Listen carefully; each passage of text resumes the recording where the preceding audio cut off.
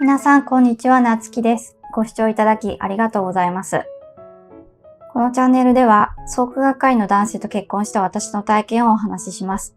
ラジオみたいな感じで気軽に聞いていただけると嬉しいです。前回の動画からコメント欄を開放しました。コメントをしていただいた方ありがとうございます。それとやっぱりですね、変なコメントもたくさん来たので、変なコメントの方が多いんじゃないかってくらいありました。コメント欄は平和にしておきたいので、削除かブロックしています。なのでお気軽にコメントください。他の人にコメントを見られたくないという方は、概要欄にある Google フォームをご利用ください。このチャンネルもあっという間にチャンネル登録者700人を達成しました。ありがとうございます。本当に驚いています。こんなよくわかんない動画を見てくださってありがとうございます。はい、今回のテーマは、夫が創価学会員で良かったことです。これまでの動画はマイナス寄りのことばかりだったので、今回はプラスのこと、夫が創価の人で良かったことを考えてみました。一つ目、選挙や政治に興味が湧く。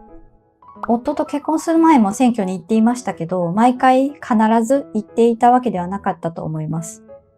夫と出会ってから、結婚してからですね、なんでそんなに選挙に対して熱くなっているんだって不思議に思っていました。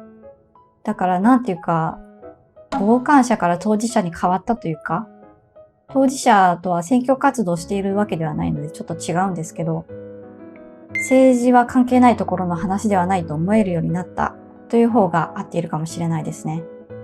おかしいと思ったら調べるようになったし、どうしてこうなったとか、どうしてこの人はこんなに怒ってるのかとか、仕組みを知りたいと思うようになった。創価の組織力で票が動くわけじゃないですか。これって結構すごいことですよね。かっこよく言うと、知的好奇心をくすぐられたという感じですね。なんでどうしてと疑問を持つようになったということは考えるきっかけになりますからね。なんとなく選挙に行くのではなく、適当に投票するのではなく、関心を持って考えるようになりました。政治でも創価のことでも何でもそうなんですが、聞いたことそのままが答えと思わない、疑うようになった。これはいいことになるのかちょっと微妙かもしれませんが。夫と結婚していなかったら間違いなくずっとなんとなく過ごしていたと思います。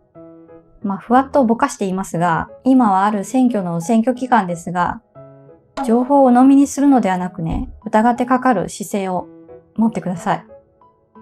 二つ目はですね、宗教に興味が湧く。日本人は大抵の人が無宗教じゃないですか。手を合わせたり神社に行ったりする習慣としてはありますが、生活の中心が宗教というレベルではない。最初の方の動画で話したと思うんですが、私は学生の時、留学を経験しました。アメリカだったんですが、それはいろんな人がいるんですよ。現地で知り合った人は毎週教会に行っている人がいるし、一応クリスチャンだけども何もしてないよくらいの人もいるし、時間になったらお祈りするイスラム教徒の人もいました。宗教のことを話題にするのは良くないみたいですが、信仰していることを別に隠していないし、恥じていない。私は神を信じているのを祈りは絶対よみたいなことを普通に話してくる友達もいました。キリスト教といっても宗派があるし、どれだけ宗教を重んじているかももちろん人によって違います。ある時、アメリカ人の先生が宗教の話をしだして、キリスト教とか仏教とか世界の宗教をいろいろ挙げ出して、それでその中に創価学会があったんです。私はその時、あれ今先生日本語喋ったって思いました。全く知らなかったので、その時は何も思わず宗教があるんだなくらいでしたね。夫から創価の話を聞いた時、それほど嫌悪感がなかったのは、留学でいろいろな背景を持つ人と接したからかなと思いました。こういう世界があるんだっていう割とオープンな気持ちだったと思います。何でも否定せず聞く姿勢が持てたのは留学に行っていた時の体験があったことと、夫や他の学会員さんの人柄が良かったからですね。この流れで次は夫の人柄に関することです。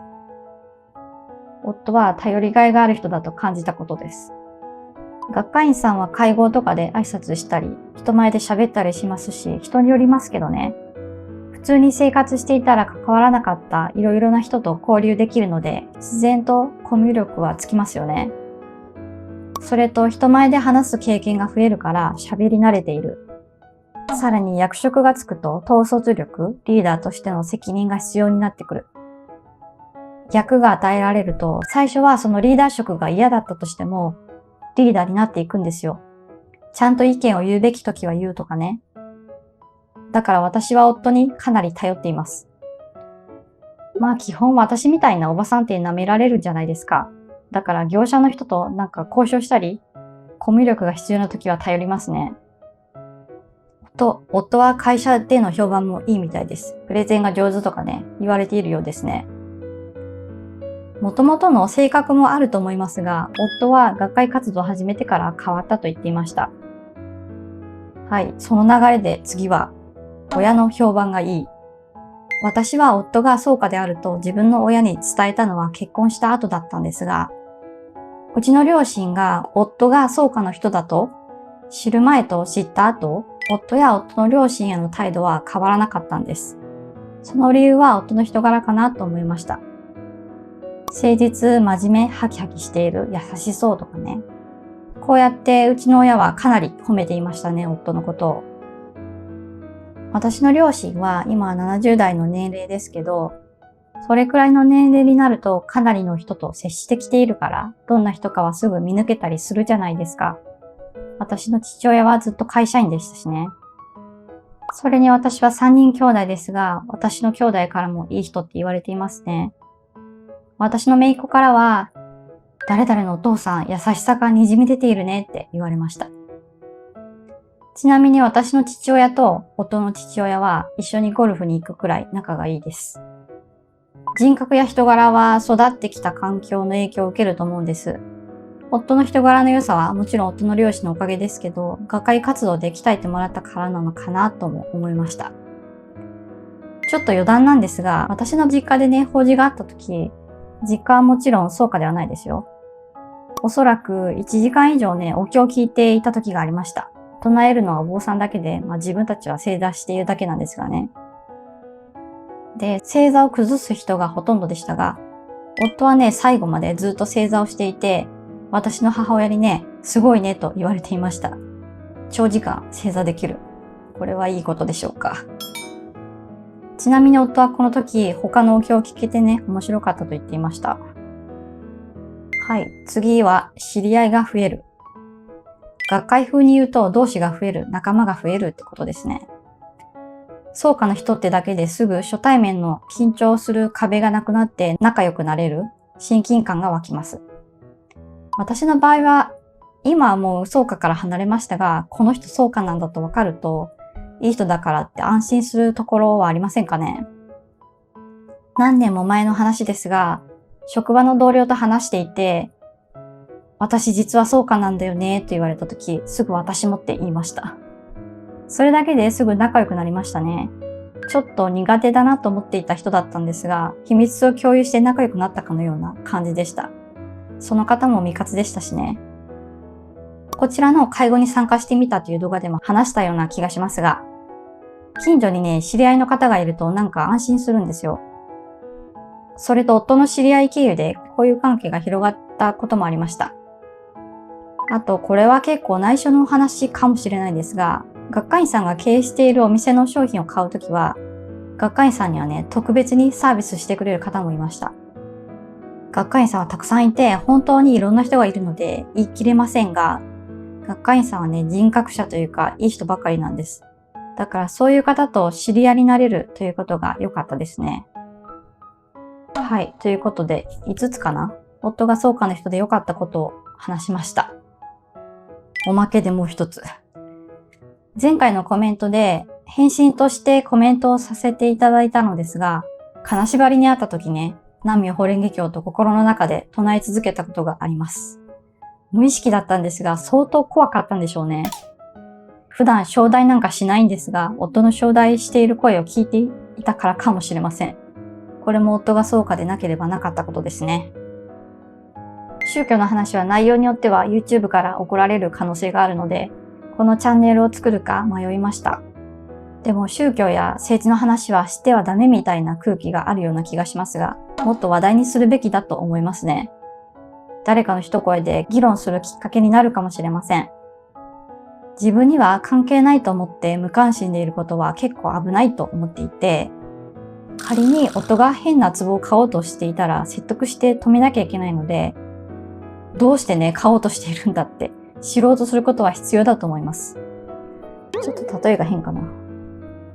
日蓮仏法って他の宗教みたいに神様がいるわけではないじゃないですか。教祖みたいにね、誰かを崇拝しているわけでもないというか。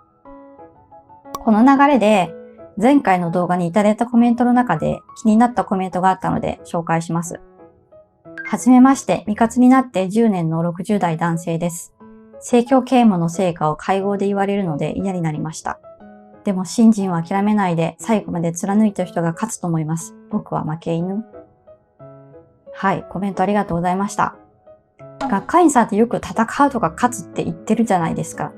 何と戦うんだよって、敵は何だよって。勝つとは何をもって勝つということになるのでしょうか。新聞啓蒙の数なんでしょうか。幸せの基準が人それぞれ違うように、勝ち負けの基準も人それぞれだと思います。未活だからといって負けではないですよね。世界には未活の人含め創価学会員以外の人の方が圧倒的に多いじゃないですか。その人たちが不幸ではないですよね。何と戦っているのか。自分と戦っているんですよね。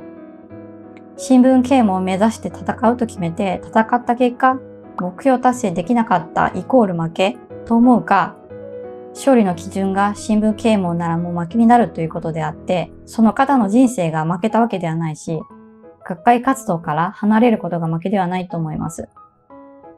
自分に勝つという私の考えですが、夫に聞いたらね、怠惰な自分と言っていましたし、自分の外側にいる神様とかじゃなくて、自分の内側に意識を向けて高めていくというか、整えていくという考えなのかなと思いました。はい、今回の動画はこれで終わります。ご意見やご感想またリクエストがあればコメントいただけると嬉しいです。最後までご視聴いただきありがとうございました。